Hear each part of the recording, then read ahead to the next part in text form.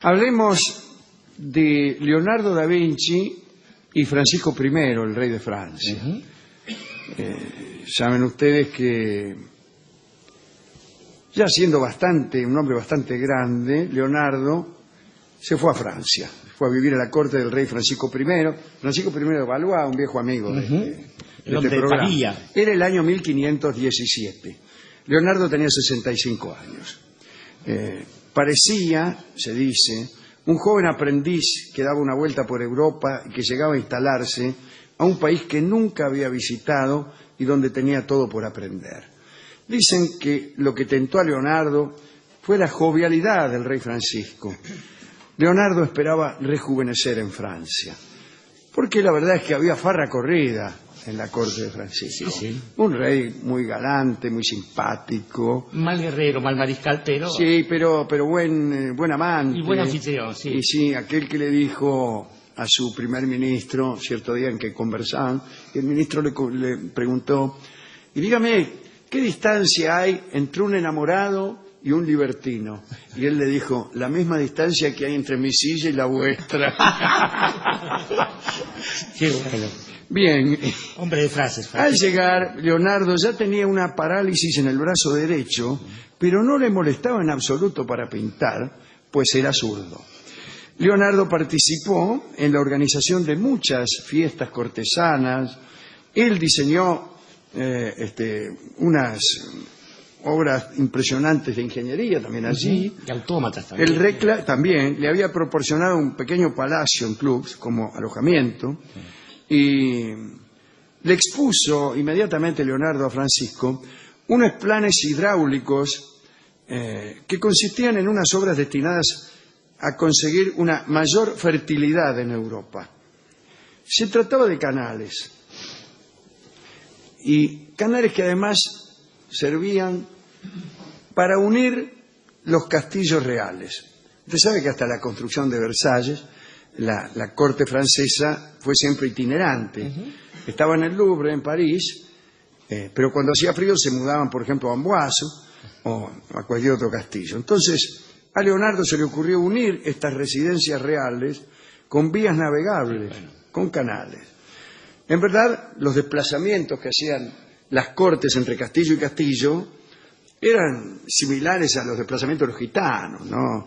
Se movía una muchedumbre de personas, cortesanos, con carros, y los carros llevaban los cacharros necesarios para vivir, para ser habitables los castillos a los que iban. Entonces llevaban cacerolas, colchones, la comida en pie, además. Claro, ganado. Ya cualquier excursión tenía un aspecto de mudanza.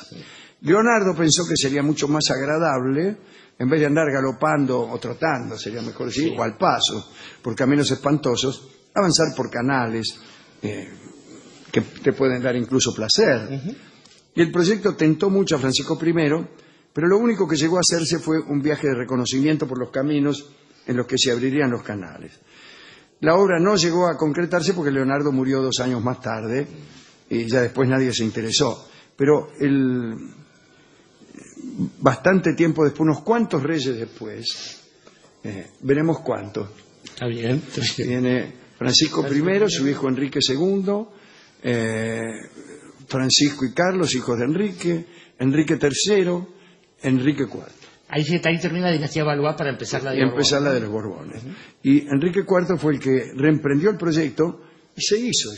Hoy están esos canales. Sí, señor, es maravilloso. Maravillosos en toda Francia, ¿no?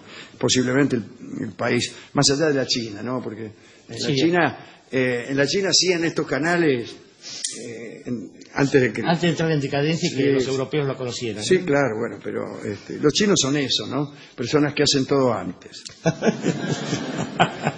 Bueno, es lindo verlos, esos canales. Sí, cada tanto hay una esclusa, no en una exclusa, como dice aquí, sino una esclusa. Un pequeño dique. Un pequeño dique que se vacía primero, se llena después y permite bajar un barco de una corriente a una altura a otra más baja. Tecnología que se usa en el canal de Panamá, por ejemplo.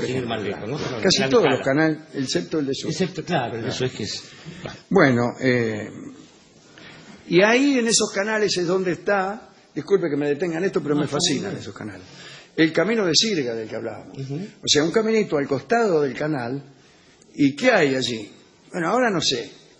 Pero en un tiempo había caballos y bueyes que tiraban de los barcos. Véase en París mismo, usted se asoma a un puente y va a ver que a los costados de la Seine, del Sena, hay un camino que era el viejo camino. Competían con las lavanderas, hubo un conflicto después para ver quién se quedaba con la orilla, ¿no? Bueno, Leonardo también diseñó, para comodidad de la corte, unas casas de madera transportables. O sea que Leonardo inventó las prefabricadas rolones. Eran de muy fácil empleo y en pocos instantes permitían levantar una ciudad. Usted quería fundar, por ejemplo, la ciudad de Córdoba. Ajá. Muy sencillo, en pocos minutos la fundaba.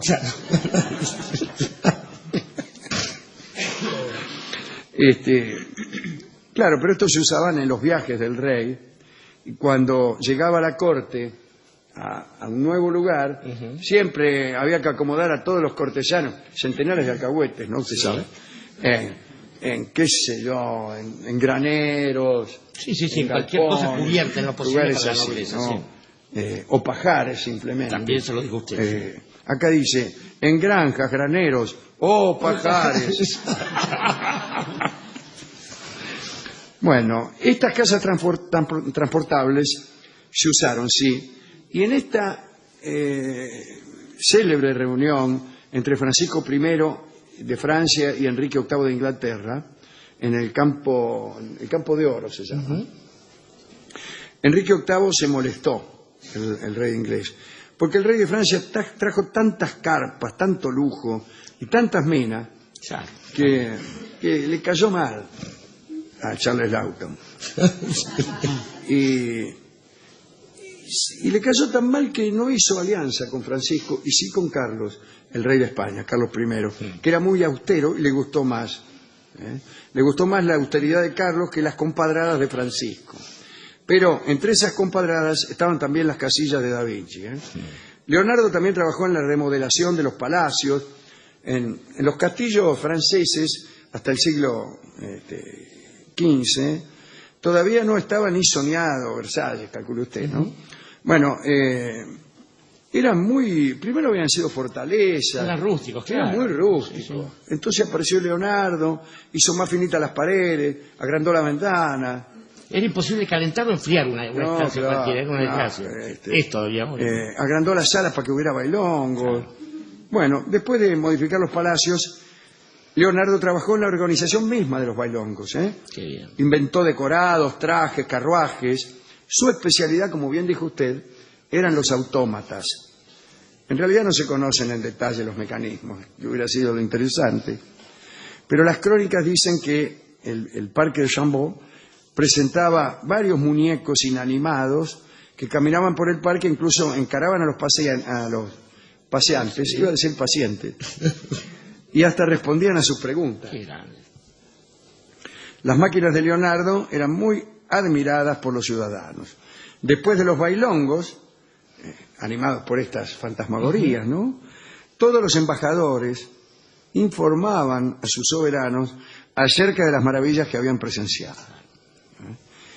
Esto les daba fama de piolas, claro, internacionalmente a los franceses. Un último invento para terminar. Causó gran sensación un cierto león que apareció en una fiesta dada en Normandía durante la visita que hizo Francisco a su hermana, Margarita de Valois. Esto ocurrió los últimos días de septiembre de 1517. Parece que apareció un león mecánico en la sala, ahí estaba toda la corte reunida, muchos salieron rajando, imagínense, yo veo un león, sea mecánico o de carne y hueso, y salgo rajando. Bueno, no concebían la posibilidad de que un león mecánico, tal vez. El rey se regocijó ampliamente. Siguiendo al león apareció un señor disfrazado de eremita, de asceta, de ermitaño, que le dio a Francisco un bastón, un báculo, bastón que era común en los desiertos del norte de África, ¿no? Parecía que los eremitas más piadosos, según decían las historias populares, espantaban a los leones o los domaban o los volvían buenos con el uso de un bastón.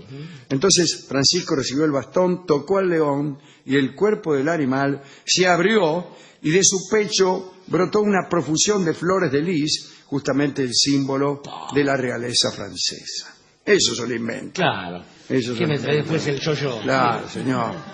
Y no los juguetes que vienen adentro del kinder. Usted era el que compraba kinder, ¿no? Sí, y me tocaban cosas Sí, le fantásticas. tocaban cosas. Yo también compraba. Y me tocaban el muñeco para pegarme calcomanías. Sí, tenía mucha mala suerte con eso. Me fui a quejar, porque incluso sospeché que los kiosqueros ya tenían marcados los huevos. Se lo preguntó así, además. Así se lo pregunté y le dije al tipo, usted tiene marcados los huevos, ¿no? Milagro, Y medio milagro. se enojó. el tipo. Bueno, Leonardo vivió muy feliz en aquella corte, pero solo fueron 2 años. Murió en 1519. Algunos dicen que el rey fue a verlo a su lecho de muerte, pero es mentira, porque el rey estaba en Saint-Germain, en el casamiento de su segundo hijo, Enrique II, que sería el siguiente Sucesor. rey. Francisco se enteró después por algún amigo, y dicen que aquel rey, que solo lloraba por el abandono de algún amante, lloró, ¿no? Se enteró toda la corte de aquel llanto, y varias damas se le presentaron en esos días creyendo que lloraba por alguna amante que se había ido y pensaba que había algún lugar vacante. Bueno, Francisco fue también aquel que en un momento de una cierta depresión, en un castillo no muy acogedor en el que se había ido a recluir, escribió en la pared de su habitación con carbón, fíjate lo que sería, lo siguiente: la mujer es cambiante. La donna móvil, O sea, la donna è mobile. Y de ahí, de escritor en escritor, Qué bien. aparece el argumento de Rigoletto y esta canción, que es la más popular de la ópera, ¿no? ¿A quién podemos dedicar esto? Estaba pensando, Alejandro, Francisco I es un personaje curioso por aquellos dones que le dio la naturaleza para lo que sería el funcionamiento de un hombre cualquiera y la desgracia de portar una corona, porque en términos de poder y de militaridades no se le daban bien las cosas. Un tiempo después, más de 1 siglo y medio, 2 siglos después, algunos comentaristas de las casas reales solían decir que había habido muchos reyes en Francia y en Inglaterra, pero que solo 2 habían sido caballeros, y eran Francisco I y Carlos I Estuardo. Dice, y cuando todo el mundo hubiera dicho que Francisco I había tenido la peor de las fortunas, vio que esto no era así, porque a Carlos I le cortaron la cabeza. Claro. Pero se caracterizaban por sus modales, su gentileza, su don de gentes, no así por la cultura, que era el otro don que tenía Francisco I. En esos años, en el siglo XVI, finales del XV, comienzo del XVI, un hombre como Leonardo da Vinci había que ser un tipo muy astuto, muy inteligente y muy profundo para apreciar el grado de genialidad que tenía un hombre así, al punto de llorarlo como una pérdida realmente brutal. Sabemos, hoy en día se habla de hombres del Renacimiento, es muy difícil imaginar la dimensión de ese talento, de esa inteligencia, no solamente para los inventos, sino para la diversión, para el goce, para el ocio, la pintura, el arte y cualquier cosa que se le plantara. Estaba leyendo hoy casualmente que alguien decía por ahí que Leonardo da Vinci había escrito que algún día los hombres inventarían máquinas para volar y de ese modo podrían sacar la nieve de los Alpes y apaciguar el calor de los tórridos veranos. No se les ocurrió que de los aviones... Está muy bien eso de pensar en una máquina para volar cuyo fin último sería el aire apaciguar el acondicionado. calor. No pensó en las cosas que pasan en el mundo y todo lo demás. Es más, en algún momento dejó de inventar máquinas de guerra ante el horror de sus propias creaciones. Una máquina con cuchillas que son un juego de niños. En Italia los En señores, Milán, claro. en Milán los Sforza, ¿no? Ujú. Le encargaban toda clase de aparatos militares. Pero sobre todo hay un dato en Leonardo que es el más conmovedor. Y él decía que, a la manera de lo que pensó Ezra Pound alguna vez para la poesía, que el conocimiento de los hombres, que los hombres tienen una ventaja, además de la conciencia de sí mismos, y es esta cuestión de poder transmitir generosamente aquello que hace uno para que lo aprovechen los otros. Y que él, después de todo lo que hacía, era sumar las cosas inteligentes y sabias que habían hecho los hombres que lo precedían, en la esperanza de que los que lo sucedieran pudieran aprovecharlas también. Mala fortuna, porque Sí, casi no casi no ha habido una sucesión de ese enorme saber posibilidades. concentrado en los primeros años del siglo XVI. Y esto es algo que quizás deberíamos recordar en los países jóvenes como el nuestro, que somos herederos de la tradición de toda la humanidad, porque eso propendía Leonardo. Hay una gran diferencia en un lugar que es un monumento histórico, que habla de la dignidad de nuestros abuelos, de las luchas de las generaciones que nos precedieron, y allí donde uno ve que eso es historia, hay un par de imbéciles que solo ven casas viejas. Y Casas Viejas es la canción que vamos a escuchar ahora, dedicadas a esas viejas casas que Leonardo armaba en 4 minutos. Es un tango, en realidad no es un tango, es una especie de tango marchoso, hecho, me parece recordar a mí, para una comedia musical que se llamaba Rascacielos. Pero dos voces tremendas, ¿no? Cantarán Charlo y Ada Falcón. Hablemos de Leonardo da Vinci y Francisco I, el rey de Francia. Saben ustedes que, ya siendo un hombre bastante grande, Leonardo se fue a Francia, fue a vivir a la corte del rey Francisco I.